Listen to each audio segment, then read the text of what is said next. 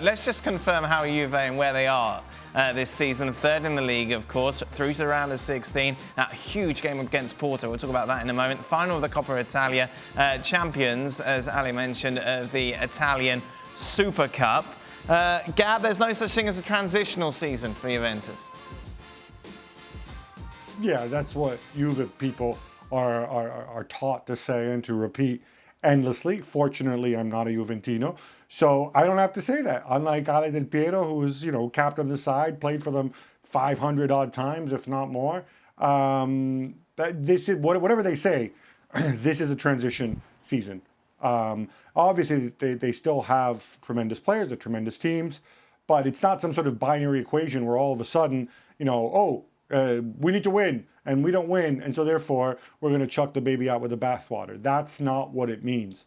And I think, when you take a step back, when you look at what Fabio Paratici is trying to get the club to do, they believe that this is the right path. And as I've said many times, it might not be Pirlo who takes you there, but they're moving in the right direction. So I understand, Gab, the pretty picture that you're painting. However, there would be a massive blot on that picture if they don't get past Porto this week.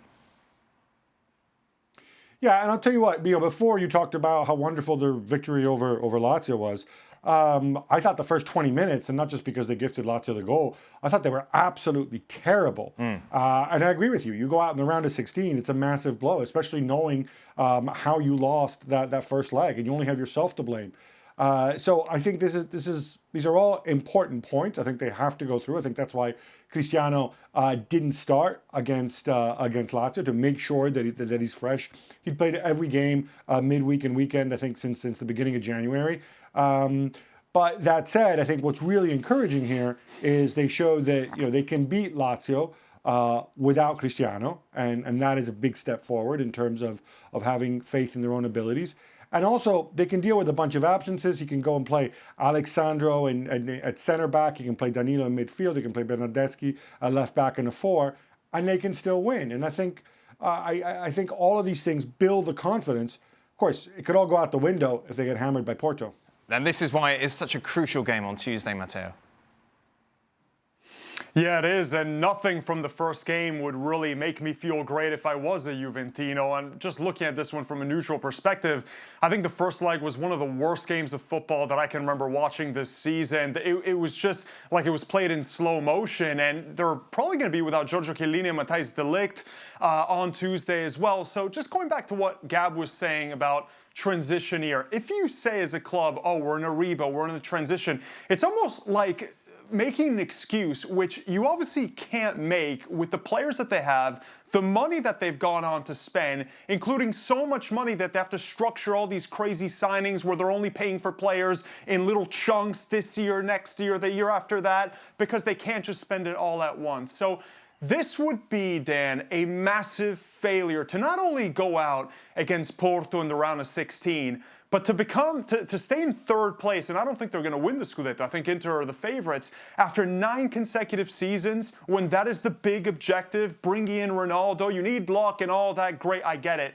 But we have not seen a cohesive side from Juventus that can deliver a similar sort of end result from week to week all season long. Every few weeks, it's something completely different. And it isn't about the injuries, because every team has suffered injuries. Every team's had COVID cases. Every team has been turned upside down this whole season from week to week because of the element of randomness of COVID that you don't know when it's going to hit, because of the congested calendar.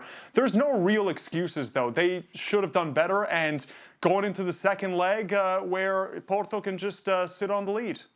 What would it take for Pirlo not to be there next season, Gab? I think they would have to be convinced that he can't take them to the next level. But as I've told you many times, even if Pirlo moves on, even if they think Pirlo's not right, even if relationships break down with certain people within the team, the next manager is going to be a Pirlo type, is going to be somebody progressive who tries to go and play the way Pirlo has been playing. Maybe he does a better job of it. But I think it's as simple as that. And that's really what Matteo said about, well, if you say it's a transition year, yeah, they spent a lot of money in the summer, but they spent money on long-term players. They spent money on people like Chiesa, people like Weston McKennie, people like Morata, who, it's not like the guy's 35 years old. In the past, they were always looking for last piece of the puzzle, bringing in at great expense in terms of wages, people like Ramsey, like Matuidi, and whatever else. Now they're going in a different direction. So I think they can actually live with saying it's a transition year, because everybody knows it's a transition year, because if it was not a transition year, you wouldn't have made the signings that you made, and you wouldn't have appointed Pirlo as your manager. Who goes through, Matteo?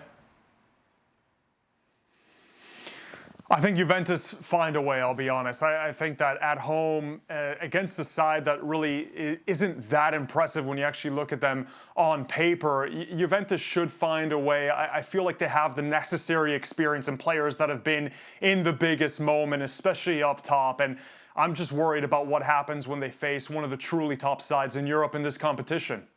So, Gab, if Matteo says Juventus, you then surely have to say Porto.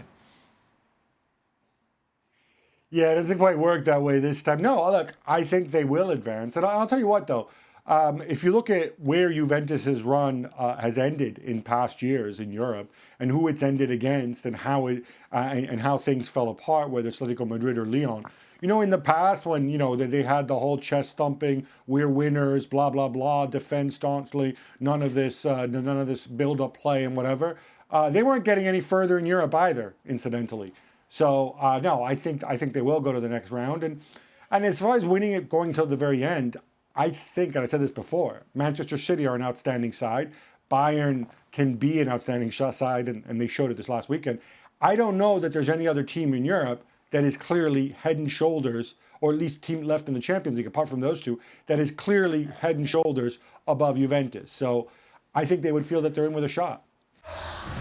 Well, thank you very much for watching ESPN on YouTube. For more sports highlights and analysis, be sure to download the ESPN app. And for live streaming, premium content, and let's not forget as well, ESPN FC 7 days a week. Subscribe to ESPN Plus.